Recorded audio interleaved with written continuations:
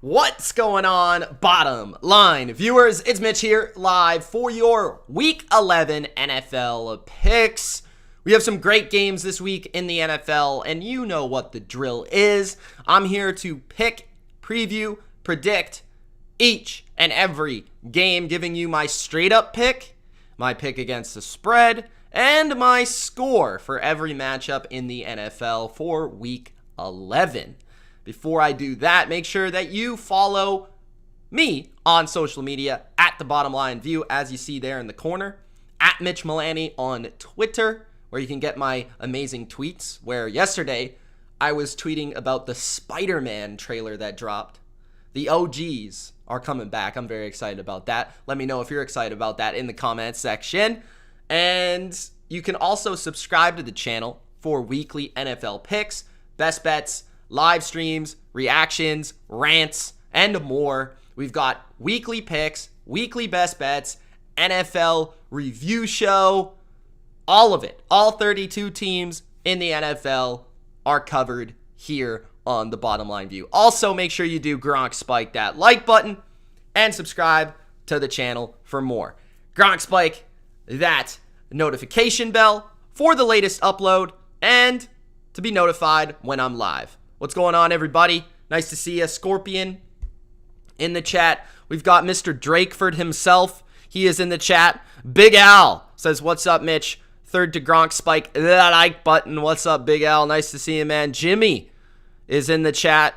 We've got, of course, the great Mr. Singh and Donnie. Donnie's in the chat. What's going on, everybody? Let's get rolling for our Week 11 picks. We're already week 11, man. That's insane. We're not even at Thanksgiving yet, though. So it's coming. It's coming. It's around the corner. And like we always say with the NFL, this is the time of year you want to be playing your best football. You want to be approaching your best football. Cindy is in the chat. What's going on, Cindy? Dirk can't. Not even going to say what's going on. Dirk can't. Better off without him, but he says Steelers winning in LA. All right, we'll get to that game on Sunday night shortly. So let's start with the Thursday night game.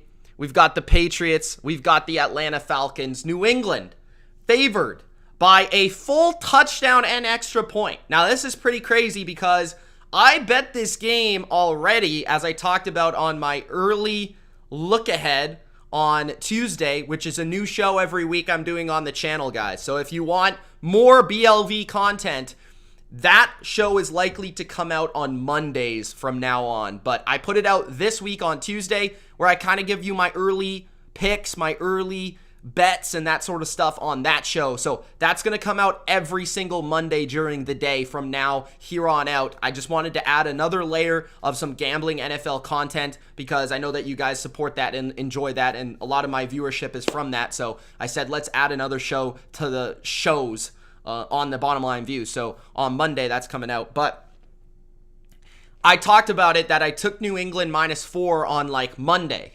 Okay, now the spread's 7. Which obviously, when you watch ESPN, like literally all they are talking about this week is how the Patriots are back. And I agree with them. They are back. They're definitely a contender. They're definitely a good team. And Atlanta is definitely a team coming off in a disgusting loss, right? They're coming off a loss where they were utterly, thoroughly dominated by the Dallas Cowboys. And I think what I've noticed with Atlanta is they really can't beat any good teams, or they're not even really competitive with good teams.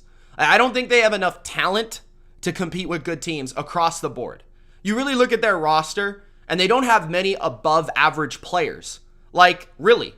I think they have arguably the least talented roster in the NFL. And I don't think that's overstating it, right? Matt Ryan is a good player. Kyle Pitts is a good player. Calvin Ridley's not playing for them right now.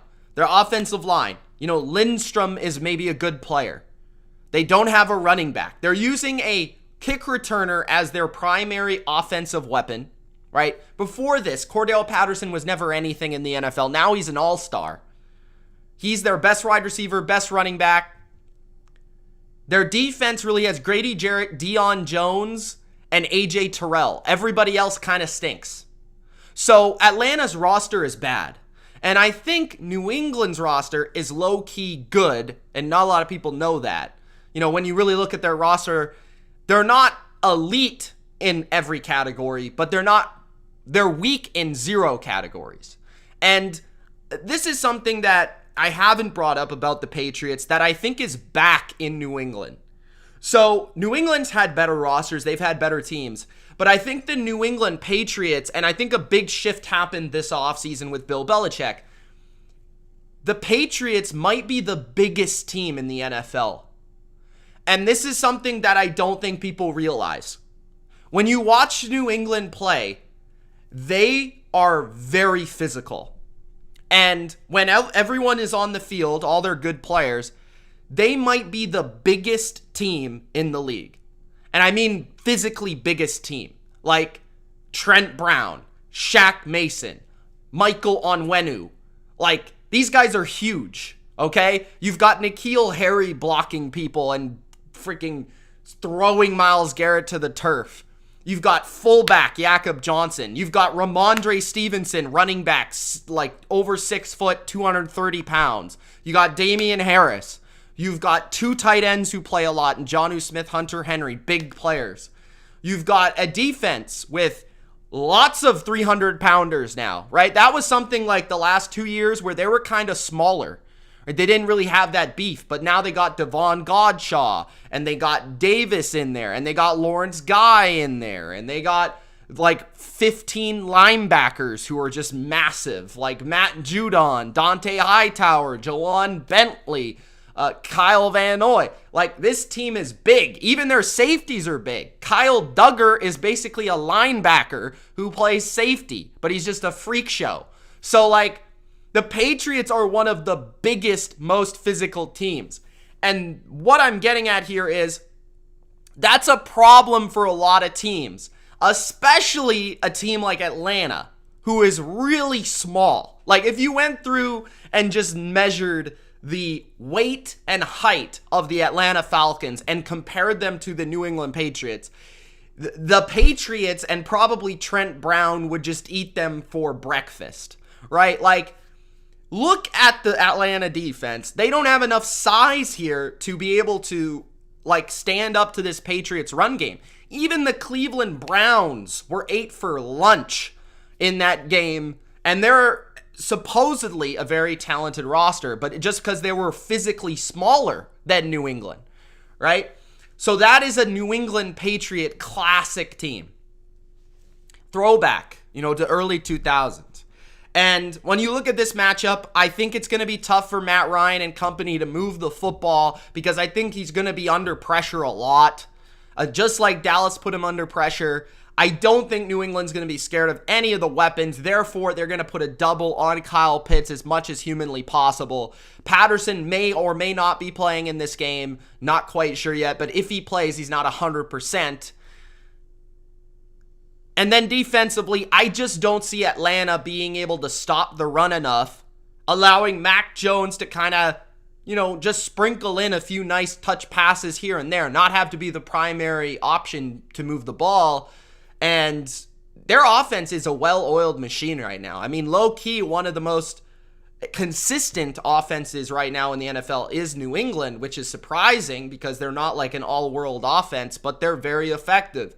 So, yes, the line is moved, but, like, it moved correctly. Like, it should be moving still. So, in my opinion, I think the Patriots are the superior team, and I think they should cover. I'd be kind of disappointed if they didn't. Either way, I'll take the win as a Patriots fan, but I would like to see them cover this game. I think they will cover this game, and my score for this game is 27-13 Patriots.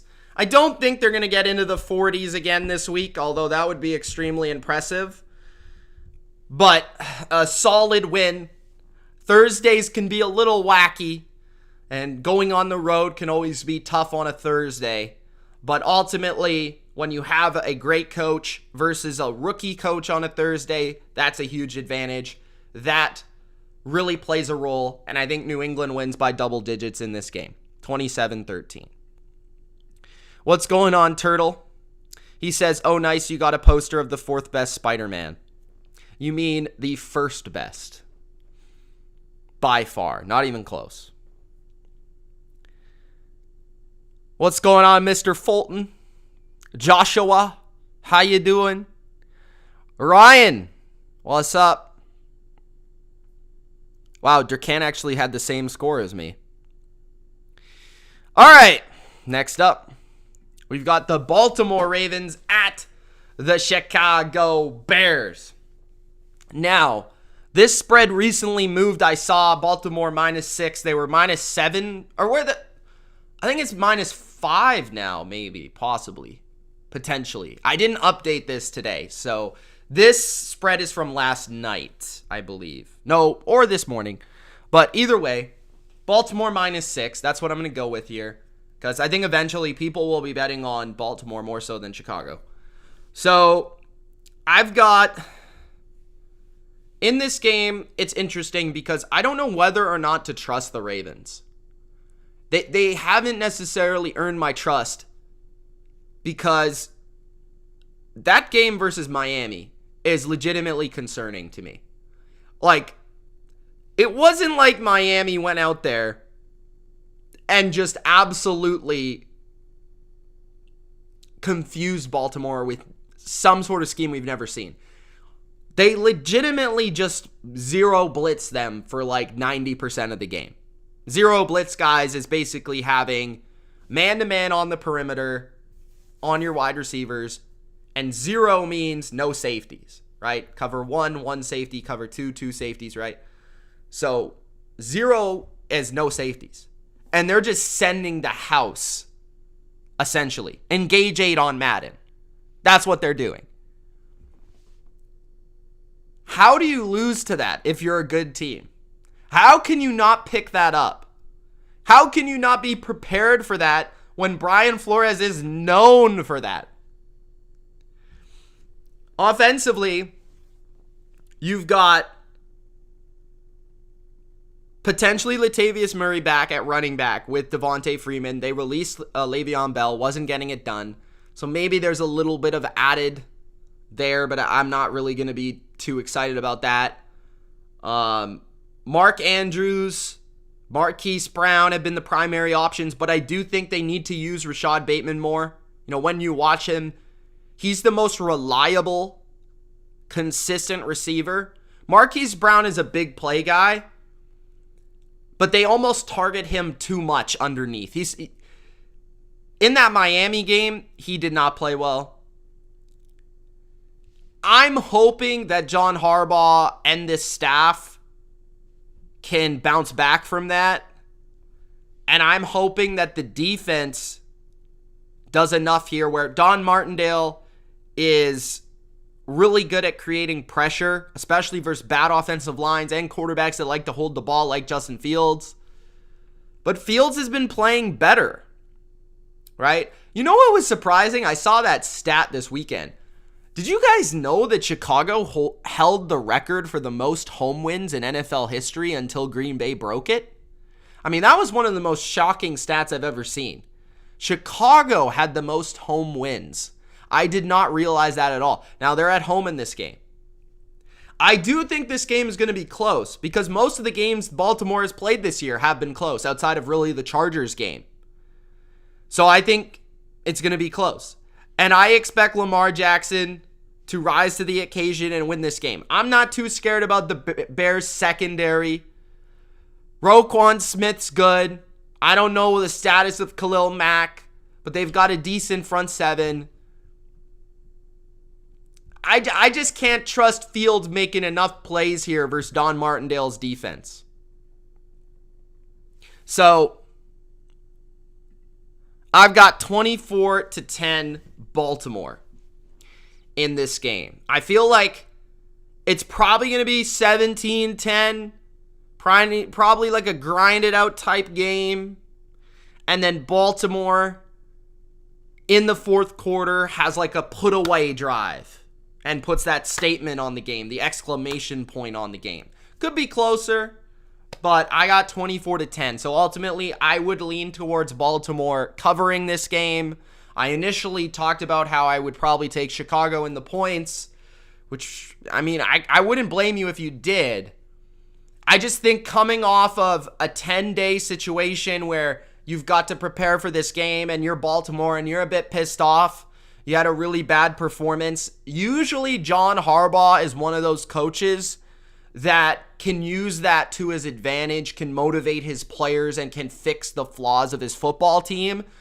And that's something I really respect about John Harbaugh. So I think the Ravens come out and they have a big performance. If they don't here and they stumble and yeah, they win, whatever, I'll be legitimately concerned about the Ravens. I'll be off the Ravens completely if they don't have a decent performance in this game. Because Ravens teams of the past have a good bounce back performance here. And that's what I'm expecting from the Ravens. So I got 24-10. Detroit at Cleveland. So Cleveland actually, now it says 10 there, guys. The spread is actually like 11.5 now, I think. So it's gone up drastically since then. It could have moved back down. But when you look at this matchup, what I said on the review show is to determine whether Cleveland is going to win or not, you've basically got to ask yourself, does Baker have to win the game or not? Can the Browns run the ball? And when you look at Detroit, pretty much anybody can run on Detroit. Like, pretty much anybody can run on Detroit. I think Durant could run on Detroit. So that being said, I think Nick Chubb's back. I believe he'll be off the list and back in action. The defense, again, guys, is a bit overrated, and this is where maybe the Lions could make it a game. The Lions' rushing attack has been fairly impressive. They ran for, I think, over 200 yards versus Pittsburgh.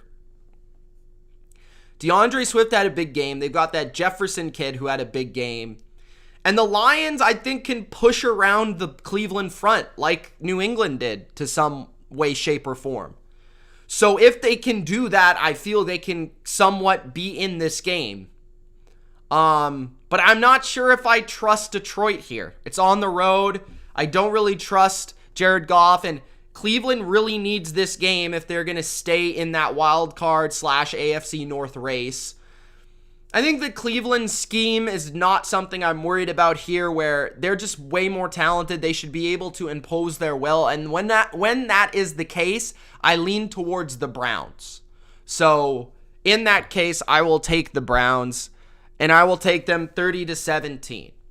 It's the really good coaches and the really good teams that I worry about Cleveland. But versus the bad teams, the below average rosters, the below average coaches, I don't really worry about the Browns as much. So that is what I'm playing towards here. I'm not sure how healthy Baker Mayfield is. I heard that Jarvis Landry's actually a little bit upset with his targets now after his buddy Odell left. So that's interesting.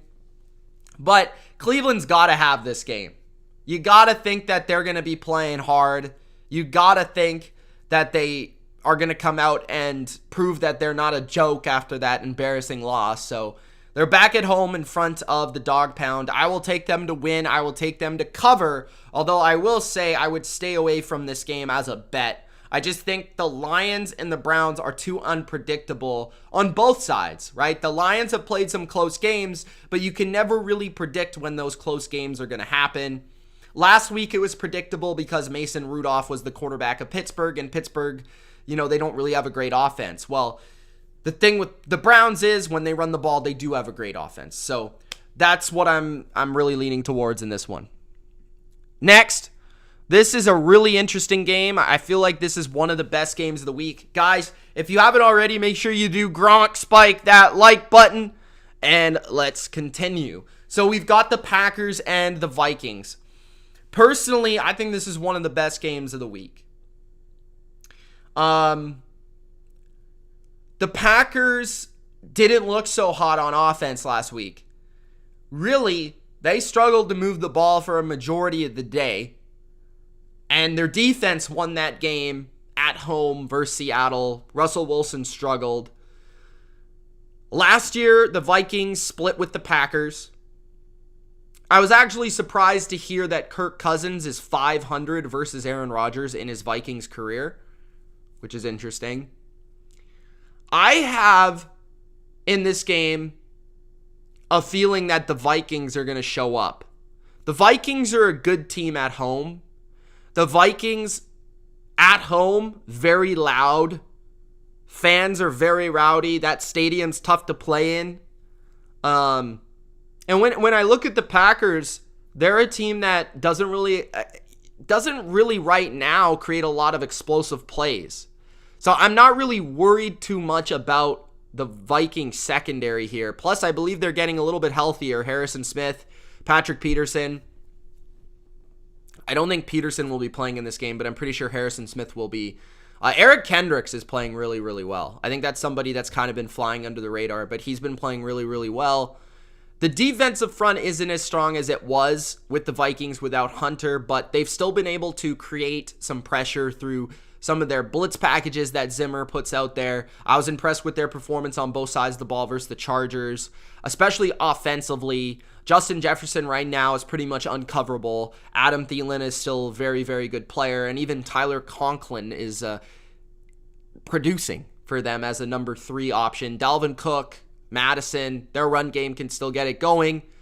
I think the Vikings will win this game. Usually I go into every year and I feel like these two teams will split.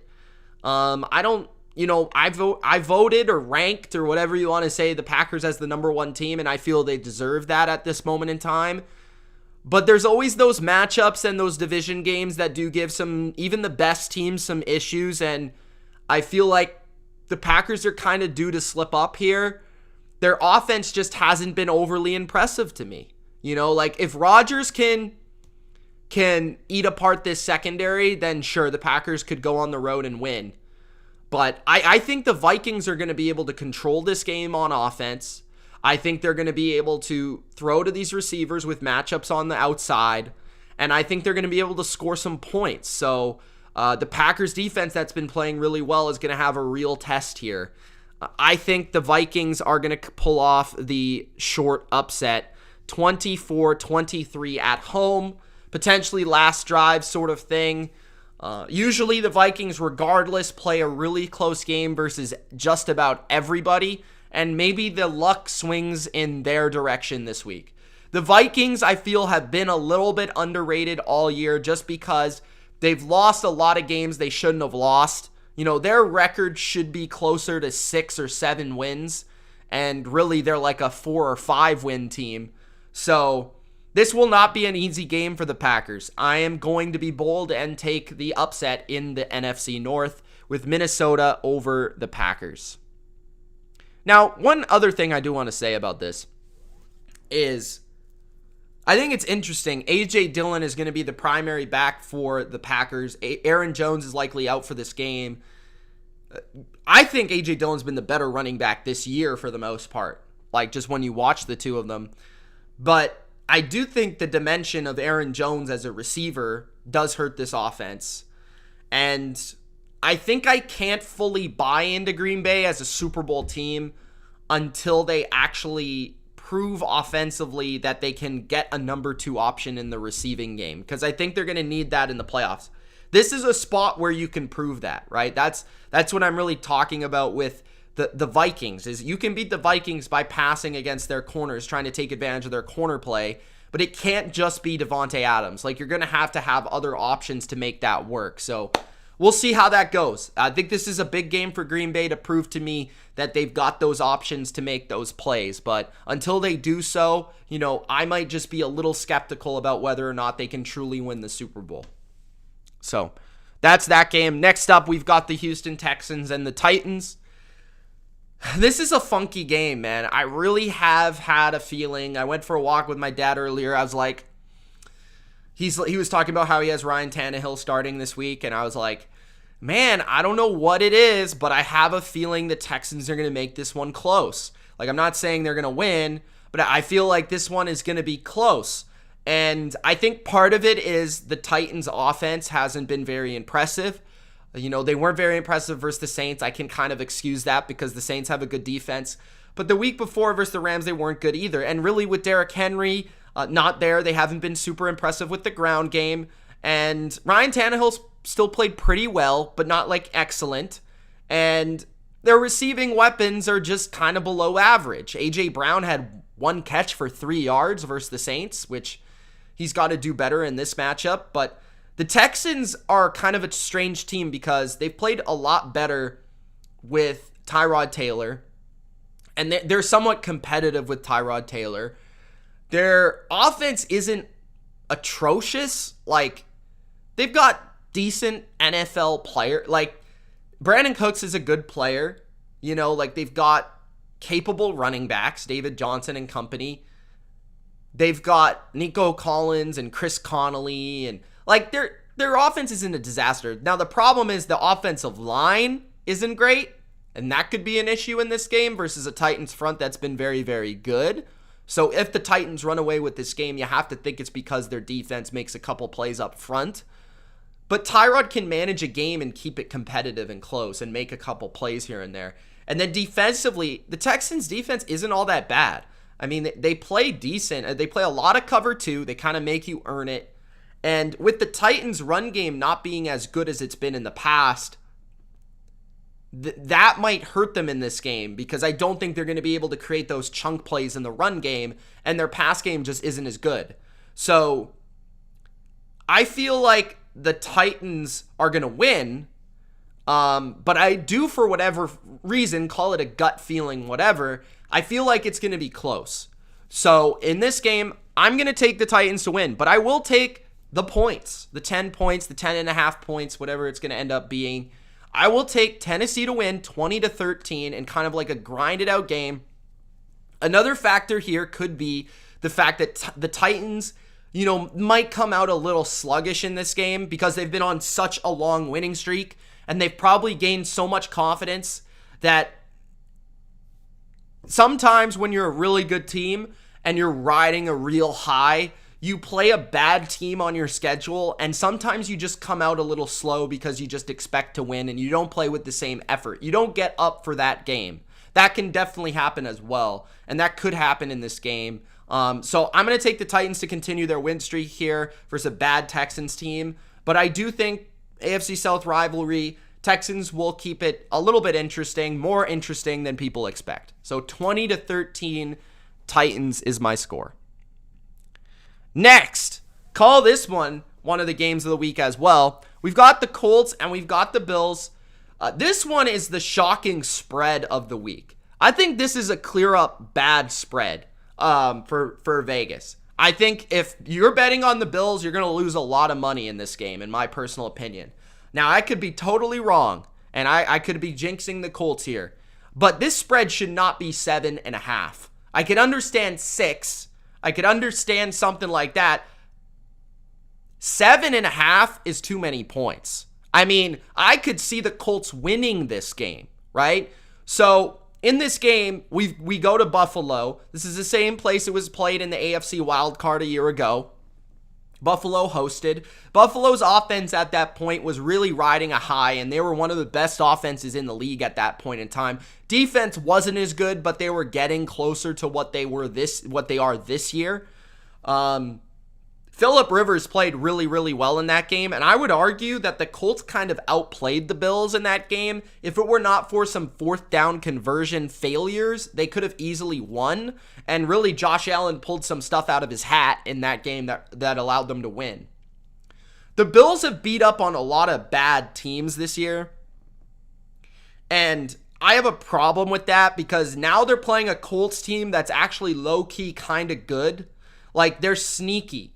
As Turtle put it. Like, they're a pretty interesting team. I rank them number 12 in my power rankings, despite their record would suggest they're closer to 20, right? But I think they're closer to the playoffs than they are to missing it, just given the way they play, not necessarily their performance or their production on the field. It's more so how they play. Frank Reich's an excellent coach. Matt Eberflus is an excellent coach. Now, the thing I will say about Matt Eberflus is he plays that same system that gives a lot of these offenses, the Bills, the Chiefs, that like to look for those explosive pass plays. This team plays that system. They play the 2 high a lot of the times. They'll mix in cover 3, but they play a lot of cover 2. Their corners aren't excellent or anything, but they play zone a lot. They kind of force you to throw the ball underneath. They force you to be patient. I think that keeps the game closer.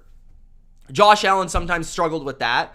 And also the point with that is teams that can't really run the ball, if you're facing 2 high a lot, the best way to beat 2 high is you run the ball, right? You run the ball versus those no safety in the box looks, right? And the Bills don't run the ball. The Bills don't run the ball ever. They don't run the ball even versus good looks. So I'm not expecting them to run the ball in this game at all with any success. The Colts are also good defending the run despite them playing a lot of those 2 highs. And then you've got offensively a Colts team that runs the ball on anybody. Jonathan Taylor's the best running back in the league right now with Derrick Henry out. Michael Pittman's a legitimate option. They've got, I think, Pascal's decent.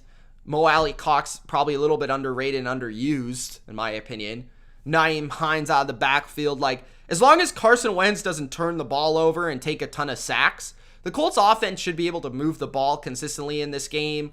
Maybe not putting up 30 points because the Bills are a good defense. But I don't think they're going to have too much trouble with the Bills defense. I think the Bills defense is slightly overrated. So I'm going to take the Colts to win this game. And I'm going to take it 28-27. I feel like both teams are going to have a bit of moving the ball, but it's going to be a lot of long drives in this game, which keeps it from the 30s. I'm not sure how weather will impact this game, so I haven't read the weather report, so I'm not sure if it's snowing or if it's windy or whatever. If it is, that would certainly hurt the Colts because they're a dome team. But I look at the Colts and I say they can run the ball. They can play action pass. They have a good screen game. They've got enough in their passing game to make it hard for the Bills and Sean McDermott to really just take one thing away. And then defensively, I feel they've got a strong front 4. They've got a pretty good scheme. And I think they match up well with the Bills. And I just overall, versus good teams, I haven't been impressed with the Bills. I think this is a bad matchup for the Bills, period. So it's not me saying the Bills suck. And I could easily see the Bills winning. There's no question. But again, guys, I think this is way too many points. Whether the Colts win or not, 7.5 is too many points. You also got to think about the Colts need this game. They need this game. They need AFC conference wins. They need to stay in the playoff hunt. The Bills don't really need this game as much. So I am taking the upset here. I'm going and riding with the Colts. 28-27 to beat the Bills in Buffalo. Next, we've got the Miami Dolphins at the New York Jets. Dolphins are favored by a field goal, -3. I like the Dolphins. I think it might have went to 3.5. This might actually become a best bet. I've thought about it. Even though I don't want to bet that game. I don't want to bet that game at all, but it might be too good to pass up. Guys, here's the thing. The Dolphins defense is starting to play like the Dolphins defense. And now that we know this, and Javon Holland, the Canadian, is balling, shout out to him. Bro, now that we know the Dolphins defense is playing hard for Brian Flores and playing well, they're not going to give up many points to the New York Jets and Joe freaking Flacco. Like, if the Jets get over 14 points, I'll be surprised. I'll be surprised. The Jets, obviously the Dolphins can study both games that the Patriots played them, and they're similar defensive schemes. Flores will be able to look at what Belichick did and be like, okay, we could do this, that, and the other. So that's going to help them. And then offensively, for the Dolphins, the Jets suck on defense. Like, they are, in my opinion, the Jets defense is the worst defense in the NFL. It is atrocious. Like, it's terrible. So I'm taking the Dolphins, and I think they win big. Like, I think they actually blow the doors off the Jets. The Jets suck. Like, The Jets right now could be the worst team in the league. Like, I'm not exaggerating this at all. I got the Jets to lose 27-10. I don't care if it's in New York, New Jersey. I don't care if it's in Gotham. Bro, the Dolphins will win 27-10. Blow the doors off. Tua, Brissett, Marino, doesn't matter. Dolphins win and cover. Next, Saints, Eagles. Eagles favored by 1.5.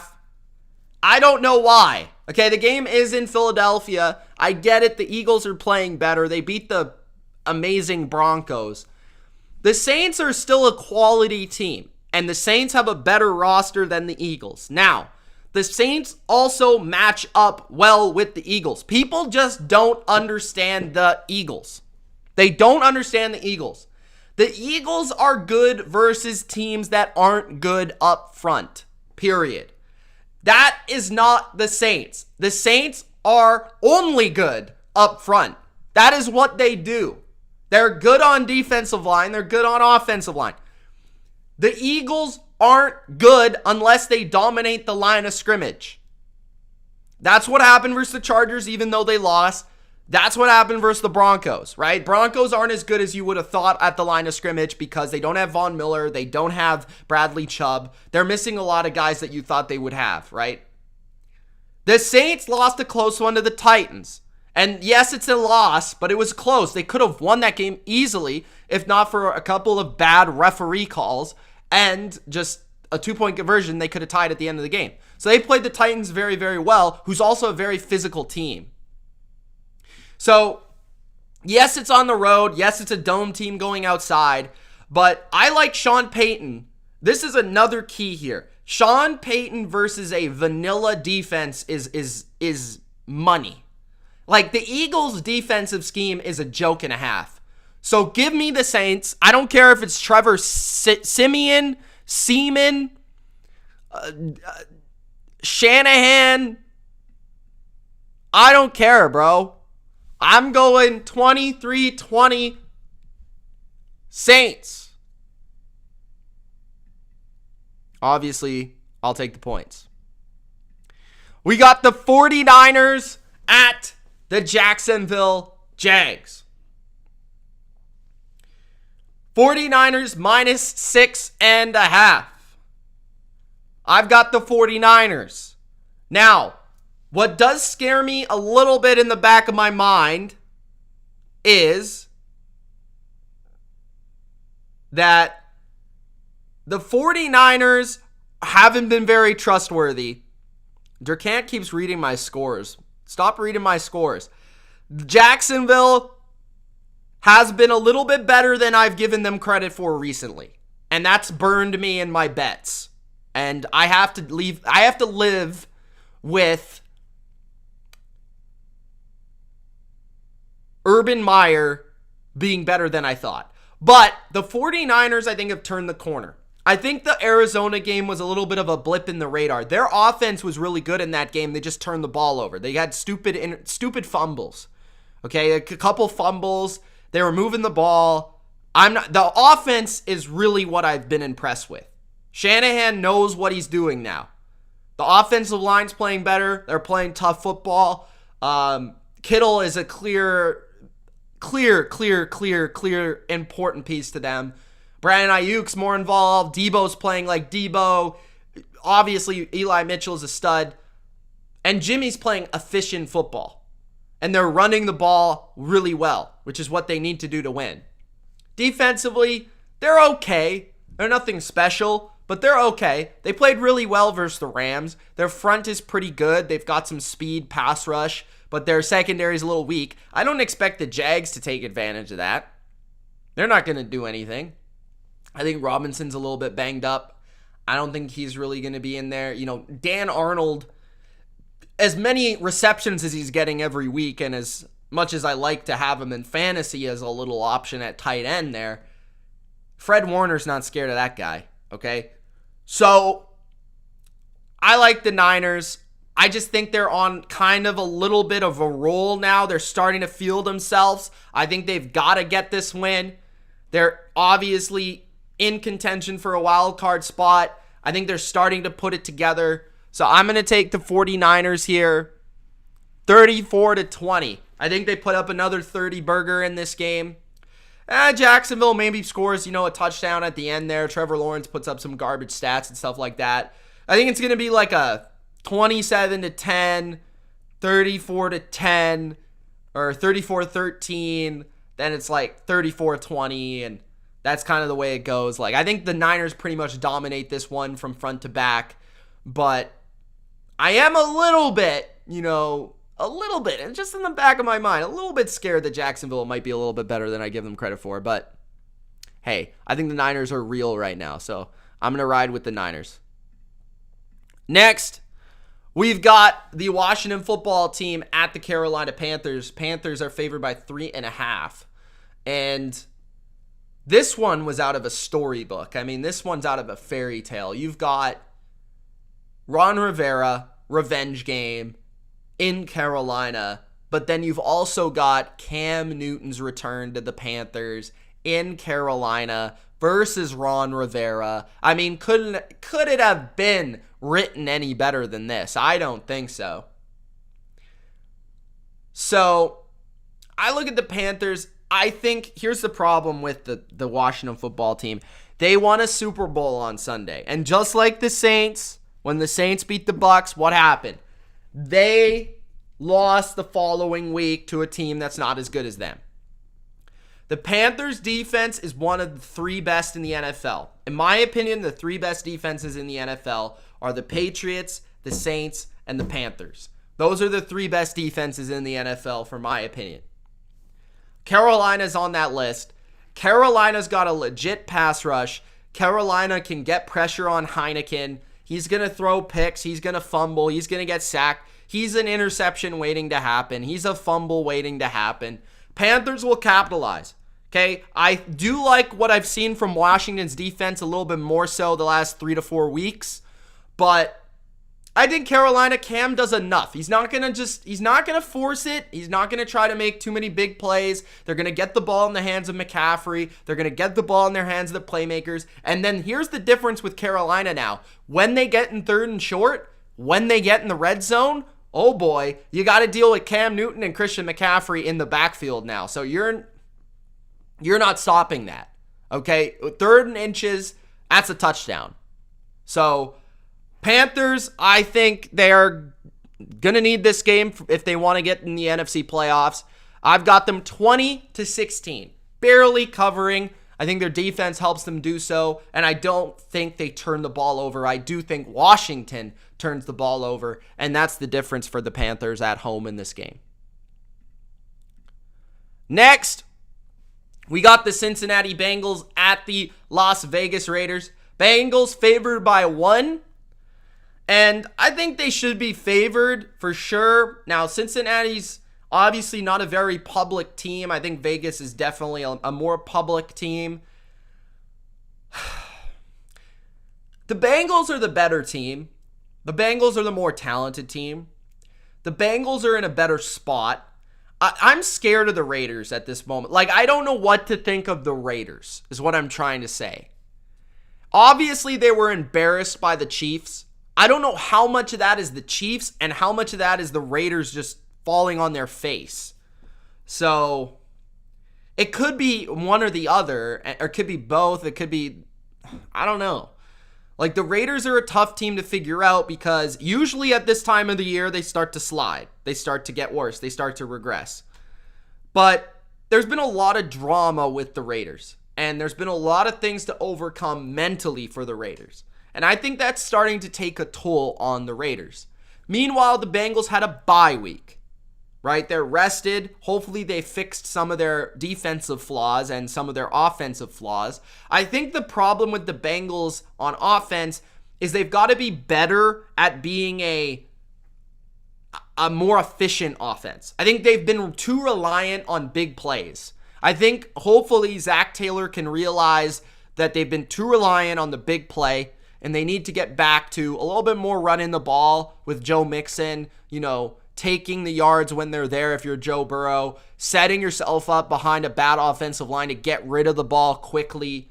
But you look at that, and that's what scares me about this matchup. The Raiders have a good pass rush, and they're at home. And you guys know bad offensive lines don't travel well. But on the other side, the Raiders' offense doesn't look the same since losing Henry Ruggs. The Bengals' defense, their secondary is solid. I feel like the Bengals are the more talented team, and I want to trust them to win this game on the road. I just don't know if I can. So this probably won't be a best bet just for that reason. But ultimately, I will take the Bengals to end up winning 30-24, just because I don't think the Raiders are quite producing at the offensive level that I think they were earlier in the year. So I think Cincinnati comes off the bye and they have a big win here. I think, unfortunately for Raiders fans, they're starting to dip. They're starting to decline. And I think that continues in this game. And the Bengals get a big win, 30-24. But again, I probably would just stay away from betting this game because it's a really tough one to call because of the weird factors surrounding the Raiders. Unless you really believe that those things are truly what's holding them back, maybe you want to take the Bengals. But yeah, it's tough. It's definitely a tough game because the Bengals aren't exactly trustworthy either. Arizona at Seattle. So Seahawks have Russell Wilson. He had a week to get off the rust, hopefully. And their defense played pretty well versus the Packers overall.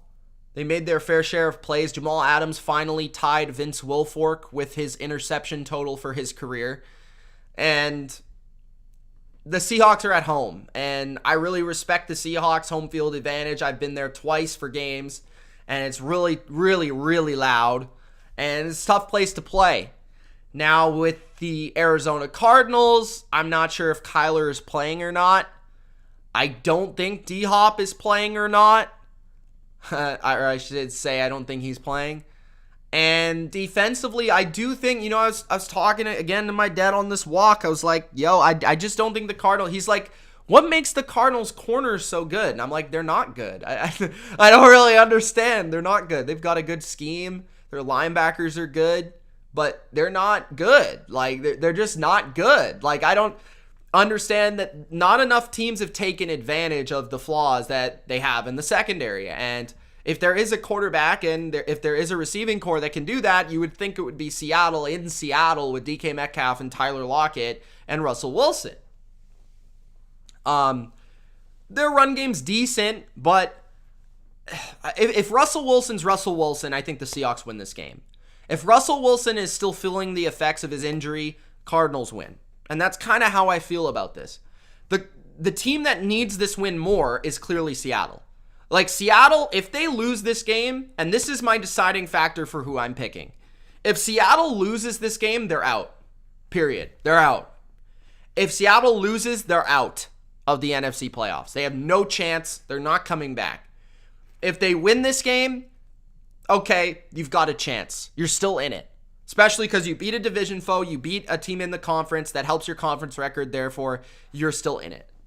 The Cardinals are still dealing with injuries. The Cardinals are not playing their best football. And while I feel like, the Cardinals are the better team, the Seahawks and Cardinals have played some really close games over the last year or two. So I think Seattle ends up taking it in a really close game. I'm assuming Kyler plays, but maybe he's not 100% here.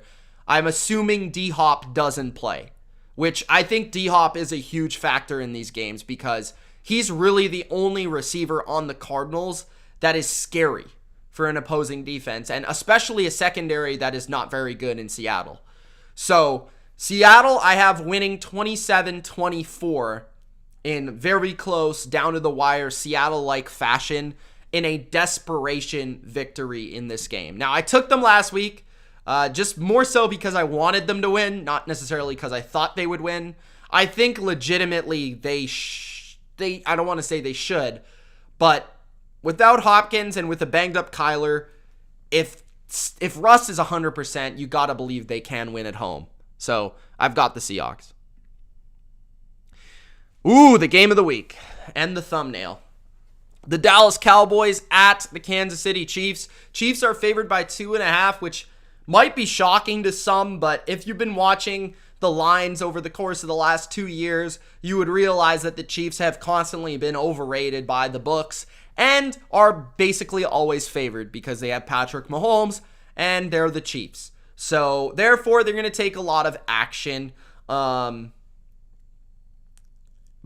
it is surprising that I think the big thing about Dallas that is so surprising to me is it's really hard for Dallas to be a team that is not inflated by the books. And what I mean by that is Dallas is America's team, right? They are the most popular team in the NFL. And Dallas has a really good record versus the spread this year. And it's because they've been kind of average for like 2 decades. And it's hard to wrap your head around them actually being good. So for the past 20 years, Dallas has been costing Vegas money, right? Because they've inflated them and people have bet against them. But this year, they're actually as good as their name indicates they are. They're actually a good team. So therefore, they're underrated, right? The Chiefs, meanwhile, are overrated. I think my favorite way to play this game is through a teaser with teasing Dallas up to 8.5. Now, early in the week, I kind of had a feeling the Chiefs would win this game, but that feeling has since kind of gone away. And what I'm thinking is going to happen in this game is I think the Chiefs will score. I think the Chiefs will move the ball. I think Dallas won't have all the answers to defend the Chiefs. And I especially think that will be the case because Dallas is beat up front and their pass rush isn't at 100%. So that certainly hurts them. But what I look at in this game and say, I don't know how the Chiefs are going to stop the Dallas Cowboys in this game. You know, Kellen Moore has done a really good job versus every opponent he's played at really determining what is going to win us this game, how we're going to attack this defense. All the way through the year, he has done a great job, outside of maybe the Broncos. And Dak, for the most part, has played really, really well. But you look at this matchup and you say, okay, if Kansas City decides to play pass, Dallas is going to run for 200 yards, and their defense isn't going to be able to get off the field, and their offense is not going to be able to play. If they stack the box and play the run, Michael Gallup is back. You got Amari Cooper, and you got CeeDee Lamb. Good luck. So I just feel like there's too much balance for the Cowboys in this game. And I could see them winning this game in a very similar fashion to how the Patriots used to beat the Chiefs with Mahomes, which was like they would simply control the ball and outscore the Chiefs. They'd get a few stops, but they'd just control the ball and use balance to move the chains. And I think Dallas can do that, and I think Dallas will end up winning a high-scoring, exciting game, and that's what I'm hoping for, 35-30 in Arrowhead. It always does, scare me a little bit that the game is in Arrowhead. I'd certainly have more confidence if it was at home for Dallas, but I just think they're the better team. So I'll take the points. I'll take Dallas, and I'm not 100% buying into the Chiefs yet. But like I said in my NFL review show, if the Cowboys, or the Chiefs I should say, if the Chiefs are as good as they say they are, if the Chiefs are this legit team, if the Chiefs are back, they will beat the Dallas Cowboys. They will. Okay? Because good teams, great teams, beat great teams at home at this point in the year. That's my opinion on that. So, I got the Cowboys 35-30. Sunday Night Football, we got the Chargers at home versus the Pittsburgh Steelers. The Chargers have seemingly played a lot of games at home early this season. Played the Vikings at home, played the Patriots at home. They're on a little bit of a homestand here. Pittsburgh, on the other hand, has played a lot of games at home, I believe, the last 2 to 3 weeks. And this is their first game on the road in a bit. So Pittsburgh is getting 5.5 here. I don't really trust the Chargers to cover 5.5 versus most decent teams in the NFL. I really don't. Like, it's hard to trust the Chargers right now. And again, I say this all the time, it's hard to trust the Chargers because they have clear, identifiable flaws that any team can watch their tape and say, we can attack this and we can exploit this and we can hang in the game. Right? I think the Steelers are not a very good run team, but I think they're going to run the ball in this game. Like, the Chargers can't stop the run. And yeah, they did a better job of defending the run versus the Vikings, but the receivers of the Vikings went off because they paid so much attention to the run. And I feel like Deontay Johnson could still have a pretty good game here. Or a Fairmuth could have a pretty good game here in the red zone. As long as Ben is back, I think this game is going to be close. If Rudolph's in, I'll definitely take the Chargers. But Ben is a solid enough quarterback to make a few throws here. But the run game, whenever Pittsburgh has the run game available to them, they're not a horrific offense. They're decent. Right? That makes them marginal. That makes them decent. That makes them doable and watchable. The defense, on the other hand, Pittsburgh's got a good defense. Pittsburgh can pressure you. Pittsburgh's got not the greatest secondary, but they've got some playmakers back there. And really, the Chargers' offense leaves a lot to be desired in terms of their creativity. They do have pressure with blitzes, and they do have pressure with stunts and creative fronts, and I think the Steelers do all those sort of things. And especially, if you get TJ Watt matched up on their right tackle, that's going to be tough. So I've got the Chargers losing this game. I've got the Pittsburgh Steelers actually winning this game, surprisingly enough. But I certainly do like this. I certainly do like the points, and I do like the 5.5. I think the Chargers are maybe a little bit inflated, overrated right now. And I think the Steelers are not underrated, not overrated, but this might just be the matchup that they're looking for to win this game down the stretch that they desperately need. So I'll take the Steelers. I'm not confident that they'll win, but I do like the 5.5 points. So I'll take the 5.5 with the Steelers, and I will take them to win. Why not? All right, Monday Night Football. We got the Bucs. And we got the Giants. So the Bucs are favored by 11.5. And, the more that I think about this game, the more that I feel like if the Bucs do cover 11.5, I'll be extremely impressed. Because the Bucs obviously haven't been playing their best football. And Washington's offense moved the ball on them. They converted 11 third downs in that game, which is pretty much, that's pretty much unachievable. Like, you can't do that. No team, like, the Bucs could play Washington 100 times, and the chances Washington converts another 11 third downs in any single one of those 100 games is like probably 2%, right? So it's kind of funky, but the Giants got receivers that can give the Bucs some issues. The Bucs, they put Richard Sherman on IR. Jamel Dean's really their only good corner right now if they don't get Sean Murphy-Bunting back for this game.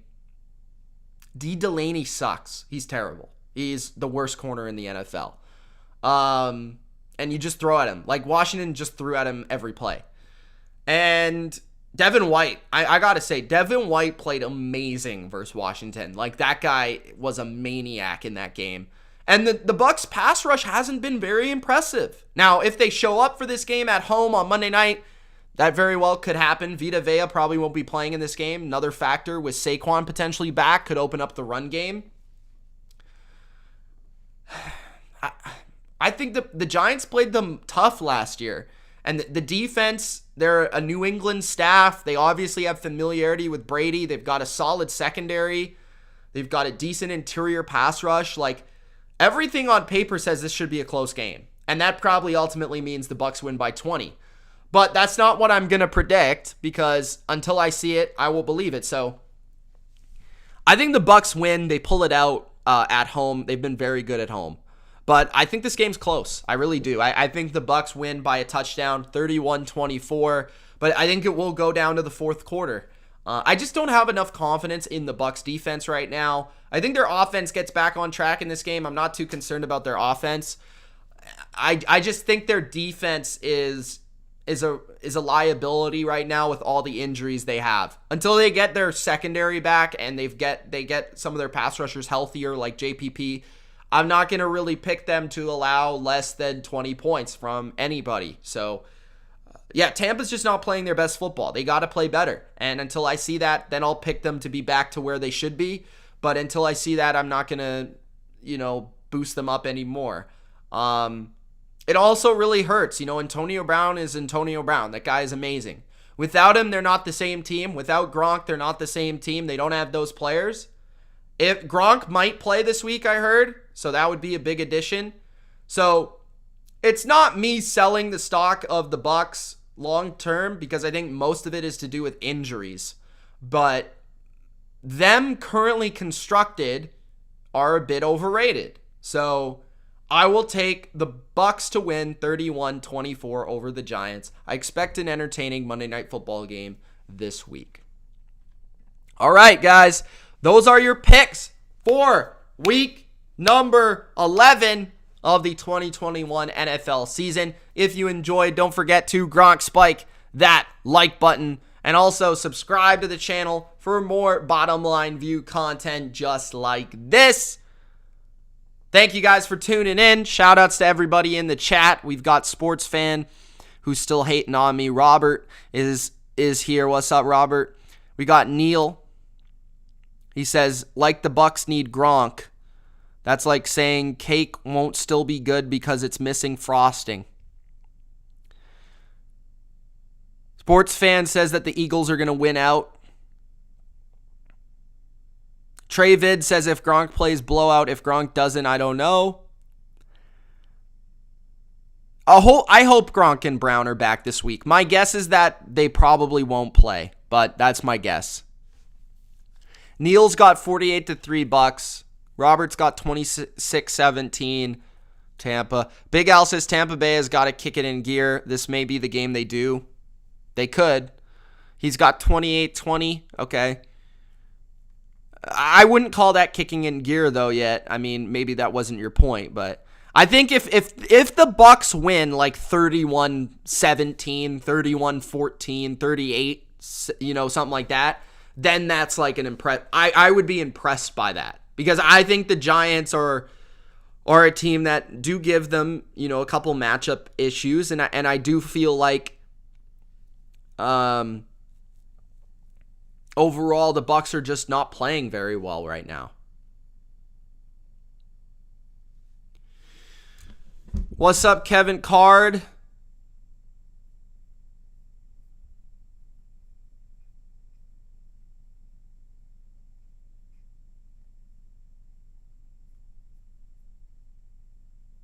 Shocked that I picked the Steelers. Yeah, I'm probably going to be wrong,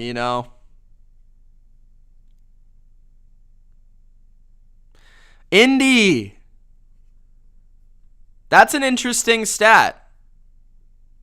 Entertainment. All right, guys. Thanks for joining me. It's been Mitch. We will see you very soon.